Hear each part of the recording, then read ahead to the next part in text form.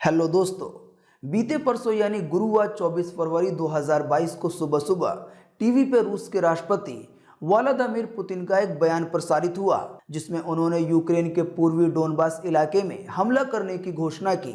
Vladimir Putin के इस ऐलान के थोड़ी ही देर बाद यूक्रेन से कई जगहों पर हमले की खबर आने लगी। वहीं दूसरी तरफ यूक्रेन के राष्ट्रपति वोलोदोमिर जेलेंस्की ने कहा है कि रूसी सेना के हमले के पहले दिन यूक्रेन में 137 नागरिकों की मौत हुई है।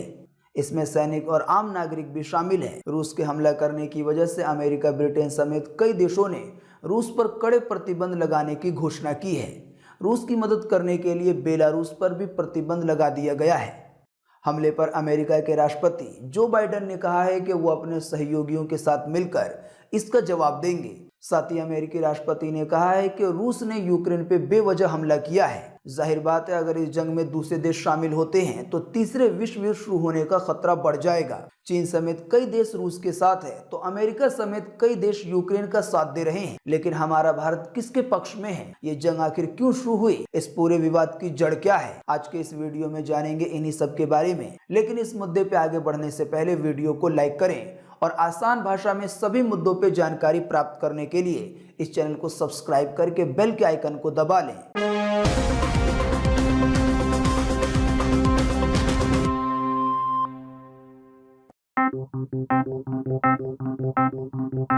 तो रूस ने हाल के महीनों में यूक्रेन बॉर्डर के पास लगभग 2 लाख सैनिकों को तैनात किया था।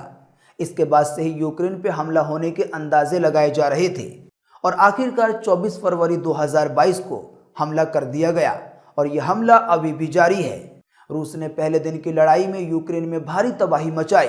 यूक्रेन के राष्ट्रपति वोलोदोमिर जेलेंस्की ने बताया है कि रूस के हमले में अभी तक 137 नागरिक और सैन्य कर्मी मारे गए हैं, जबकि 300 से ज्यादा लोग बुरी तरह से घायल हुए हैं। साथ ही उन्होंने कहा है कि हमले में और भी सैकड़ों लोग घायल हुए हैं।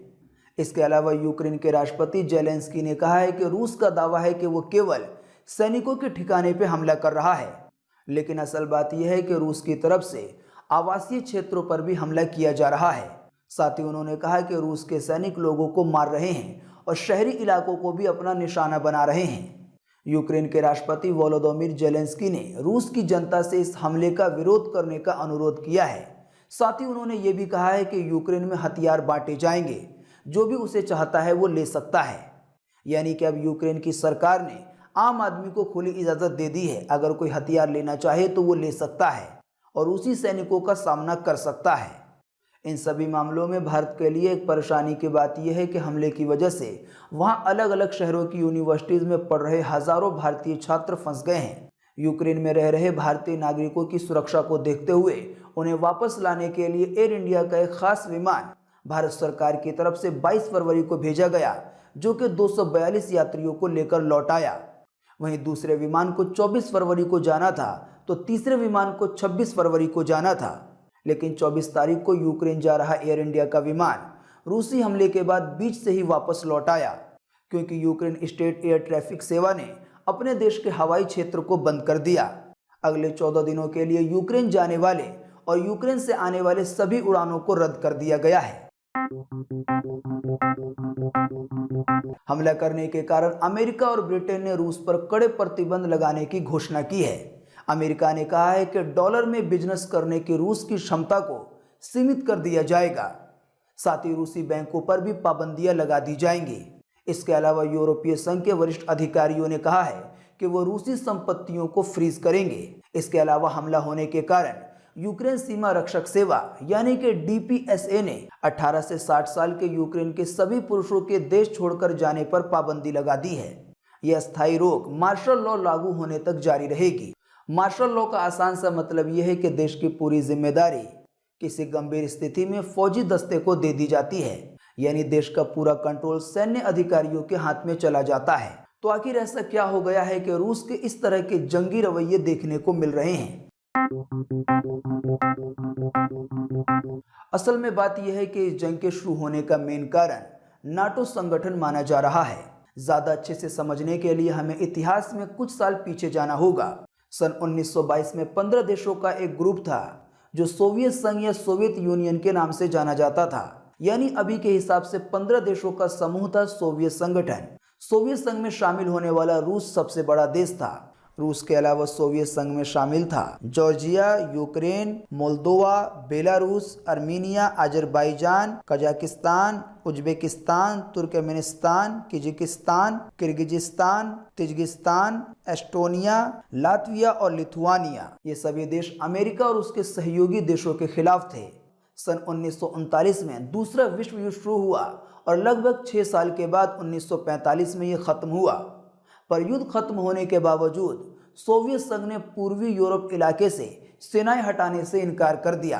तो इसी सोवियत संघ को रोकने के लिए सन 1949 में अमेरिका ने नाटो की शुरुआत की। नाटो यानी North Atlantic Treaty Organisation. NATO भी कई देशों से मिलकर बना एक ग्रुप है। जब नाटो बना था तब इसके 12 देश सदस्य थे, जिसमें अमेरिका के अलावा Britain, France, Canada, Italy, Netherland, Iceland, Belgium, Luxembourg, Norway, पुर्तगाल और डेनमार्क शामिल था। पर अभी फिलहाल नाटो संगठन में 30 देश शामिल हैं। इन 30 देश के नाम आप देख सकते हैं सामने। यानी कि अमेरिका द्वारा बनाई गई नाटो संगठन अभी भी है, पर जो सोवियत संगठन था वो 1991 में ही खत्म हो गया। जानकारी के मुताबिक सोवियत संगठन में धीरे धीरे खराबी आने लगी। संगठन में शामिल कई देशों के साथ जुल्म होने लगा। एक तरह से तानाशाही का माहौल बन गया। वैसे इस संगठन में सबसे अहम किरदार रूस का ही था, यानी ज्यादा बात अक्सर मामलों में रूस की ही चलती थी। तानाशाही जब बहुत ज्यादा बढ़ गई तो कई देशों ने विरोध किया और संगठन से बाहर हो गए। और फिर इसी तरह से 1991 में यह संगठन पूरी तरह से बिखर गया। यानी कि जब दूसरा विश्व युद्ध खत्म हुआ तो उस समय दुनिया में 2 सुपर पावर थे, एक अमेरिका और दूसरा सोवियत संघ। पर सोवियत संघ के खत्म हो जाने के बाद पूरी दुनिया में अकेला सुपर पावर बन गया अमेरिका। फिर इसके बाद नाटो संगठन में धीरे धीरे कई और देश शामिल हो गए और साल दर साल अमेरिका और ताकतवर होता गया।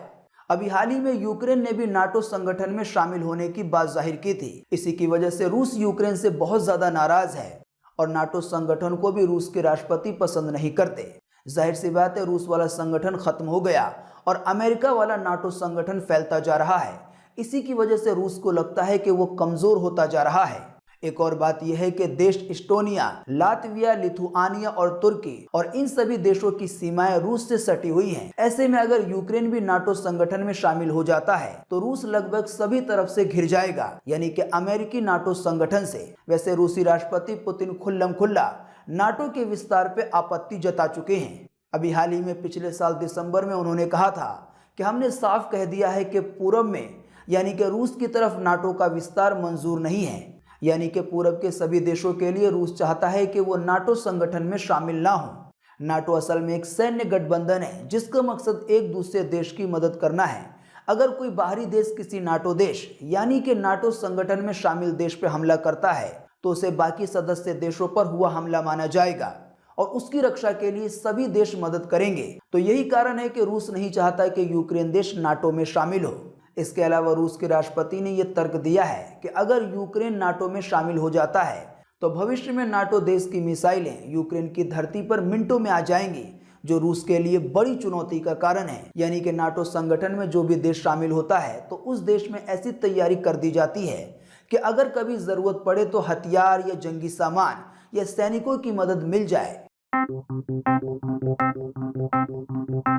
वैसे आपको बता दें, ये पहली बार नहीं है कि रूस ऐसा कर रहा है। बीते 14 साल में तीसरा युद्ध है जो रूस लड़ रहा है। इससे पहले 2008 में जॉर्जिया पर और 2014 में यूक्रेन में ही रूस हमला कर चुका है। यूक्रेन समेत जॉर्जिया दोनों ही कभी सोवियत संघ का हिस्सा रहे थे। सन 1991 में सोवियत संघ के टूट जाने के बाद ये दोनों ही आज़ाद देश बन गए। असल में रूस चाहता है कि इन दोनों जगहों पर उसके समर्थन की सरकार रहे और दोनों नाटो संगठन और पश्चिमी देशों यानी जो अमेरिका के सहयोगी देश हैं उनसे दूर रहे। यूक्रेन पे पिछला हमला करने का मामला कुछ यूं है कि 2004 में यूक्रेन में जब राष्ट्रपति का चुनाव हुआ तो रूस को समर्थन करने वाले विक्टर यानुकोविच की जीत हुई, पर यूक्रेन के लोगों को रूस को समर्थन देने वाला राष्ट्रपति पसंद नहीं था। इसी की वजह से विद्रोह शुरू हो गया और लोग प्रदर्शन करने लगे। हालांकि उस समय प्रदर्शन को दबा दिया गया और विक्टर यानुकोविच 2013 तक यूक्रेन के राष्ट्रपति रहे। पर 2014 में एक बार फिर किसी मामले को लेकर राष्ट्रपति के खिलाफ प्रदर्शन हुआ और इस बार का प्रदर्शन इतना ज़्यादा ज़बरदस्त था कि राष्ट्रपति विक्टर को देश छोड़कर ही भागना पड़ा। ये हालात देख रूस ने 2014 में यूक्रेन पर हमला कर दिया और यूक्रेन का एक हिस्सा जो कि क्रीमिया कहलाता है उस पर कब्जा कर लिया। यानी कि जो क्रीमिया पहले यूक्रेन का हिस्सा था, फिलहाल अभी वो रूस का हिस्सा है। इसके अलावा यूक्रेन के 2 और लुहांस्क और दोनेत्स्क नाम के इलाके हैं जहां रूस विद्रोहियों के दम पे शासन कर रहा है। कुल मिलाकर जंग शुरू होने की वजह नाटो संगठन ही मानी जा रही है। बाकी जाहिर बात है, जब किसी 2 देशों के बीच जंग होती है तो दुनिया के दूसरे देश किसी एक देश के पक्ष में आ जाते हैं। फिलहाल के अनुमान और जानकारी के मुताबिक रूस के पक्ष में हैं क्यूबा, चीन, Armenia, Kazakhstan, Kyrgyzstan, Tajikistan, Belarus, Azerbaijan, Iran, उत्तर कोरिया और पाकिस्तान। इसके अलावा यूक्रेन के पक्ष में हैं America, Britain, Belgium, Canada, Denmark, France, Luxembourg, Netherland, Italy, Japan, दक्षिण कोरिया और ऑस्ट्रेलिया। अब रही बात भारत की, तो अपने देश ने तटस्थ का रवैया अपनाया है, यानी कि भारत किसी भी एक पक्ष में नहीं है। जाहिर बात है, अपने देश के रिश्ते दशकों से रूस के साथ काफ़ी अच्छे हैं और अमेरिका भी भारत के दोस्त की तरह है। ऐसे में किसी एक देश का पक्ष लेने के बजाय भारत चाहता है कि सब कुछ शांति और बातचीत से सही हो जाए। आने वाले दिनों में इस मामले में कुछ नए अपडेट आ सकते हैं। वहीं मुस्लिम देश सऊदी अरब और यूएई का रुझान रूस की तरफ ही लग रहा है। हालांकि इन दोनों ही देशों का कहना है कि बातचीत से मामले को सुलझाना चाहिए। एक और बात यह है कि आने वाले दिनों में अगर नाटो देश यूक्रेन का बदला लेने के लिए रूस पे हमला कर देते हैं तो ऐसे में तीसरे विश्व युद्ध की शुरुआत हो सकती है। हालांकि हम उम्मीद करेंगे कि सब कुछ शांति से ही सही हो जाए। एक और परेशानी की बात यह है कि रूस सऊदी अरब के बाद क्रूड ऑयल का दूसरा सबसे बड़ा निर्यातक है। साथ ही ये दुनिया का सबसे बड़ा प्राकृतिक गैस का निर्यातक भी है। पर रूस के हमला करने के बाद कई देशों ने रूस पे कई तरह के प्रतिबंध लगाना शुरू कर दिए हैं। इसमें क्रूड ऑयल और गैस भी शामिल हो सकते हैं। इसी की वजह से तेल के दाम बढ़ेंगे तो इसका असर लगभग दुनिया के सभी देश में पड़ेगा। यानी कि पेट्रोल, डीजल, एलपीजी और सीएनजी के दामों में भारी बढ़ोतरी हो सकती है। तो दोस्तों, यूक्रेन, रूस और अमेरिका वगैरह का जो भी मामला चल रहा है, उम्मीद है वो सारी बातें आपको समझ में आ गई होंगी कि आखिर जंग की शुरुआत किस वजह से हुई है। जंग का मेन कारण है कि रूस चाहता है कि यूक्रेन नाटो संगठन का हिस्सा ना बने। तो वीडियो देखने के लिए आपका बहुत बहुत धन्यवाद। जय हिंद। बाकी दोस्तों, अभी हाल ही में जो मेरा चैनल हैक हो गया था, इसके बारे में ज़्यादा बातें करेंगे किसी और वीडियो में। फिलहाल अभी ये यूक्रेन और रूस का मामला चल रहा था, जिसके लिए मैंने सोचा कि इसकी शुरुआत क्यों ना इसी से की जाए। बाकी अब मैं फिर से आपको वीडियो को लाइक करने या चैनल को सब्सक्राइब करने के लिए नहीं कहूँगा, आप खुद समझदार हैं।